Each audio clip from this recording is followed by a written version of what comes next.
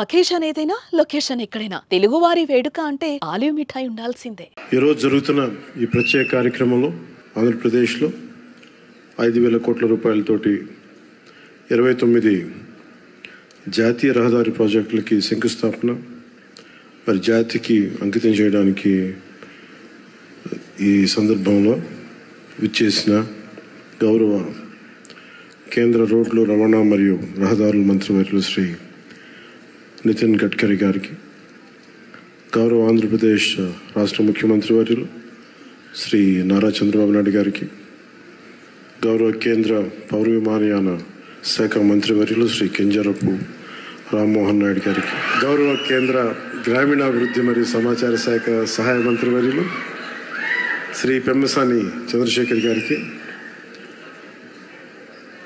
గౌరవ కేంద్ర భారీ పరిశ్రమల మరియు ఉక్కు శాఖ సహాయ మంత్రివర్యులు శ్రీ భూపతిరాజు శ్రీనివాసవరం గారికి, గౌరవ ఆంధ్రప్రదేశ్ రాష్ట్ర రహదారుల భవనాలు మరియు మౌలిక వసతుల పెట్టుబడుల శాఖ మంత్రివర్యులు శ్రీ బీసీ జనార్దన్ రెడ్డి గారికి, ఆరోగ్య వైద్య శాఖ మంత్రి శ్రీ సత్యకుమార్ యాదవ్ గారికి, మనం గౌరవ పార్లమెంట్ సభ్యులు శ్రీ దగ్గుపాటి పురంధేశ్వరి గారికి, అలాగే మిగతా గౌరవ పార్లమెంటేరియన్స్ అందరికీ, ఇక్కడికి విచ్చేసిన తెలుగుదేశం, జనసేన, భారతీయ జనతా పార్టీ నాయకులకి, ప్రజలకి, ప్రతి ఒక్కరికి నా హృదయపూర్వక నమస్కారాలు. ఈరోజు జరుగుతున్నది కేవలం రోడ్లు వేయడం మాత్రమే కాదు, ఇది మన భారత్ అభివృద్ధికి, ఐక్యతకి, మెరుగైన భవిష్యత్తుకి చాలా బలమైన పునాది. ఈ దేశ ప్రగతికి, పురోగతికి చిహ్నాలు రవాణా మార్గాలు. దీనిని ఏ ఆర్థికవేత్తలను అంగీకరిస్తారు. 1999లో భారతదేశానికి గోల్డెన్ క్వార్టర్లేటరల్ ప్రాజెక్టు రహదారుల దశను మార్చాలనే ఒక గొప్ప ఆలోచన చేసిన ఘనత నాటి ఎన్డీఏ ప్రభుత్వానికి. దార్శనికులు, భారతరత్న శ్రీ అటల్ బిహారీ వాజ్పేయి గారికి మానసపుత్రికగా మొదలైన గోల్డెన్ క్వార్టర్లేటరల్ ప్రాజెక్టు దేశ రహదారుల దిశనే మార్చిన గొప్ప ముందడుగు. భారతదేశం సుస్థిరమైన ఆర్థిక ప్రగతితో ముందుకు వెళ్తోంది. ప్రపంచమంతా నేడు భారతదేశ సంతులిత ఆర్థిక వృద్ధిని చూసి అందరూ ఆశ్చర్యపడుతూ ఉన్నారు. ప్రపంచంలోని అత్యంత ప్రజాదరణ కలిగిన నాయకులుగా గుర్తింపు తెచ్చుకున్న గౌరవ ప్రధానమంత్రి శ్రీ నరేంద్ర మోదీ గారి సారథ్యంలో భారతదేశం $4.18 ట్రిలియన్ జీడిపితోటే ప్రపంచంలోనే 4వ అతిపెద్ద ఆర్థిక వ్యవస్థగా రూపాంతరం చెందింది. ఇది నూతన భారతదేశ ఔన్నత్యాన్ని ప్రపంచానికి చూపించే ఒక మైలురాయి. వికసిత్ భారత్ 2047 లక్ష్యాన్ని చేరుకునే దిశగా ఇది చాలా గొప్ప అడుగు. ఈ ఎదుగుదలకి అసలైన బలం మౌలిక వసతుల రంగం, ముఖ్యంగా రోడ్లు, హైవేలు. ఈ రంగంలోకి వచ్చిన భారీ మార్పులకి కేంద్ర బిందువుగా ఉన్నది గౌరవ కేంద్ర రహదారుల మరియు రవాణా శాఖ మంత్రివర్యులు శ్రీ నితిన్ గడ్కరీ గారు. ఆయనకున్న దూరదృష్టి, పట్టుదల, పనితీరులోని ఖచ్చితత్వం ఆయనని ఎంతో ప్రత్యేకంగా నిలిపాడు. 2014లో దేశంలో జాతీయ రహదారులు 91,000 కిలోమీటర్లు ఉండగా ఇప్పుడు అది 1,46,000 కిలోమీటర్లకి పెరిగాయి. రహదారి నిర్మాణ వేగం రోజుకి ఒకప్పుడు 11.5 కిలోమీటర్లు ఉంటే ఈ రోజునది రోజుకి సుమారు 34 కిలోమీటర్లు చేరింది అంటే అది గడ్కరీ గారి ఘనత, ఆయన లీడర్షిప్ ఎబిలిటీ. నిర్మాణ వేగం 3 రెట్లు పెరిగింది. అలాగే మౌలిక వస్తువుల రంగానికి కేటాయించిన బడ్జెట్ని సుమారు 6 రెట్లు పెరిగింది. Atal tunnel, Delhi Mumbai express way, Chardham highway ఇలాంటివన్నీ గొప్ప ప్రాజెక్టులు ఆయన నేతృత్వంలోనే పూర్తయ్యాయి. Shri Gadkari ji is therefore seen as a symbol of India's infrastructure renaissance and is rightly known as the highwayman of India. మన రాష్ట్రం కూడా అభివృద్ధి దిశగా పరుగులు పెడుతోంది. గౌరవ ముఖ్యమంత్రి శ్రీ నారా చంద్రబాబు నాయుడు గారి నాయకత్వంలో మన ప్రభుత్వం మొదటి రోజు నుండి అభివృద్ధిపైన దృష్టి పెట్టింది. గత ప్రభుత్వానికి కేంద్రం నుండి సహాయం వచ్చిన రహదారి అభివృద్ధిపై సరైన శ్రద్ధ చూపలేకపోయారు. కానీ ఇప్పుడు ఎన్డీఏ కూటమి ప్రభుత్వం స్పష్టమైన లక్ష్యంతో పూర్తి కర్తవ్య బద్ధతతో పనిచేస్తుంది. అలాగే జాతీయ రహదారుల నిర్మాణం తరహాలోనే మన రాష్ట్రంలో అడవి తల్లి బాట పేరిట గిరిజన ప్రాంతాల్లో రవాణా సదుపాయాలు కల్పించేందుకు కొండ రహదారుల నిర్మాణాలను కూడా ప్రారంభించాం. దీనికి మనందరం కూడా చాలా మనస్ఫూర్తిగా ప్రధానమంత్రి గారికి కృతజ్ఞతలు చెప్పుకోవాలి. పిఎం జన్మన్ ప్రధానమంత్రి జనజాతీయ ఆదివాసీ న్యాయ మహా అభియాన్ కింద అది ఓట్లు పడే దారులు కాదు, 1,00,000 మందికో 25,000 మందికో ఉపయోగపడే రోడ్లు కాదు. కానీ అభివృద్ధి పదంలో అందరూ బాగుండాలి, అందరూ దీంట్లో భాగస్వామ్యం తీసుకోవాలి అనే ఒక సదుద్దేశంతో ఈ పిఎం జన్మన్ కింద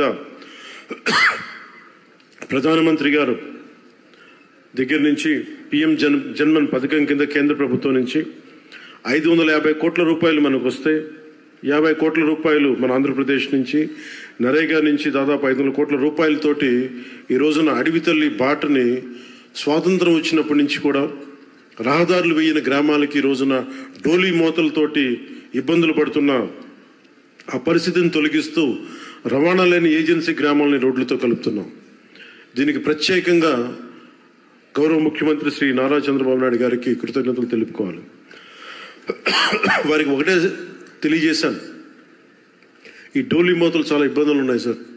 కనీసం మనకున్న ఈ ఆర్థిక ఇబ్బందుల్లో కనీసం మీరు ఒక 50 కోట్లు కానీ రిలీజ్ చేయగలిగితే కనీసం కొన్ని గ్రామాలకైనా మనం చేయొచ్చు అంటే చాలా పెద్ద మనసుతోటి ఆ రోజున ఆయన ఆ 50 కోట్లు విడుదల ఈ రోజున దాదాపు మనం 1000 కోట్లుకి రోడ్లు వేయగలిగే స్థాయిలో ఉన్నాం. అందుకే మనస్ఫూర్తిగా మన ముఖ్యమంత్రి గారికి నా ధన్యవాదాలు తెలుపుతా ఉన్నాను. అలాగే ఇప్పుడు మనం ఈ రహదారులు కేవలం ప్రయాణ సౌలభ్యం కోసం మాత్రమే కాకుండా ఎకో టూరిజం అభివృద్ధికి, యువతకి ఉపాధి అవకాశాలకి మార్గం వేస్తున్నాయి. ప్రకృతి సౌందర్యాన్ని కాపాడుతూ నిర్మించిన ఈ మార్గాలు మన రాష్ట్ర అభివృద్ధికి గర్వకారణంగా నిలుస్తున్నాయి. ప్రాజెక్టులు పర్యావరణ సమతుల్యతకు భంగం కలగకుండా ముందుకు సాగేందుకు అటవీ అనుమతులతోనే అత్యంత జాగ్రత్తతో ప్రణాళికలు రూపొందిస్తూ కొనసాగిస్తున్నాం. మోదీ గారి దృష్టి, గడ్కరీ గారి కృషి, గౌరవ ముఖ్యమంత్రి చంద్రబాబు గారి సంకల్పంతో ఈ ముగ్గురి నేతృత్వంలో మన రాష్ట్రం, మన దేశం అన్ని రంగాల్లో పరిగెడుతుంది.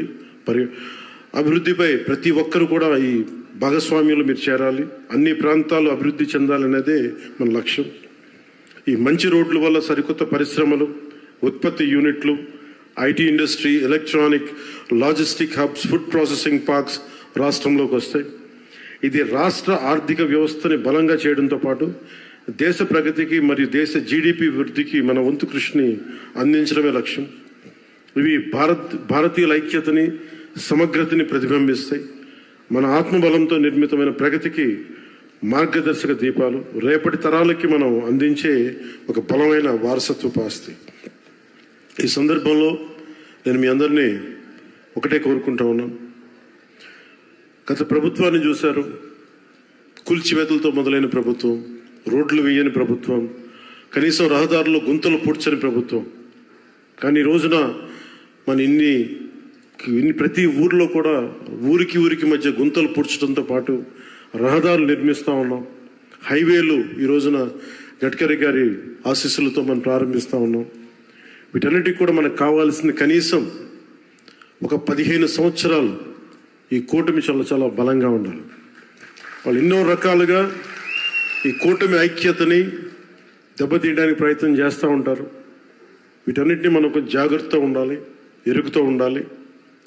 నేను ప్రత్యేకించి ఈ కూటమికి నేను ముందుండి కృషి చేయడానికి కారణం ఒకటి 5 కోట్ల మంది మన ఆంధ్రప్రదేశ్ ప్రజలు దేశ అభివృద్ధిలో చాలా బలమైన భాగస్వామ్యం వహించాలి.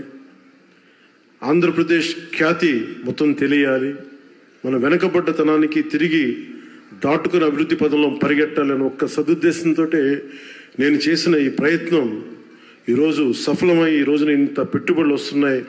ఎందుకంటే ఒక బలమైన నాయకులు కావాలి, చంద్రబాబు గారి నాయకులు కావాలి. దేశం మొత్తం ఒకటే తాటిపై నడిపించే బలమైన నాయకులు శ్రీ మోదీ గారు. వీరందరి ఆశీస్సులు ఉన్నాయి, వీరందరి కృషి ఉంది. దాంతోపాటు జనసేన నాయకులకు కానీ, తెలుగుదేశం నాయకులకి కానీ, భారతీయ జనతా పార్టీ నాయకులకి, కార్యకర్తలకి, ప్రతి ఒక్కరికి పేరు పేరున చిన్న చిన్న పొరపచ్చాలు ఏమున్నా కానీ వాటిని మీ స్థాయిలోనే సరిదిద్దుకొని నేను ముందుకెళ్ళాలి, కూటమిని బలోపేతం చేయమని మనస్ఫూర్తిగా నేను కోరుకుంటా ఉన్నాను. అందుకని మనస్ఫూర్తిగా మరోమారు ధన్యవాదాలు తెలియజేసుకుంటూ ఆంధ్ర అభివృద్ధి పదంలో రాకెట్ స్పీడ్తో వెళ్ళాలని మనస్ఫూర్తిగా కోరుకుంటూ ఇక్కడికి వచ్చిన మీ అందరికీ ప్రత్యేక ధన్యవాదాలు తెలుపుకుంటూ గడ్కరీ గారికి మరోమారు మనపూర్వక ధన్యవాదాలు తెలుపుకుంటూ సెలవు తీసుకున్నాం. జై భారత్, జై హింద్.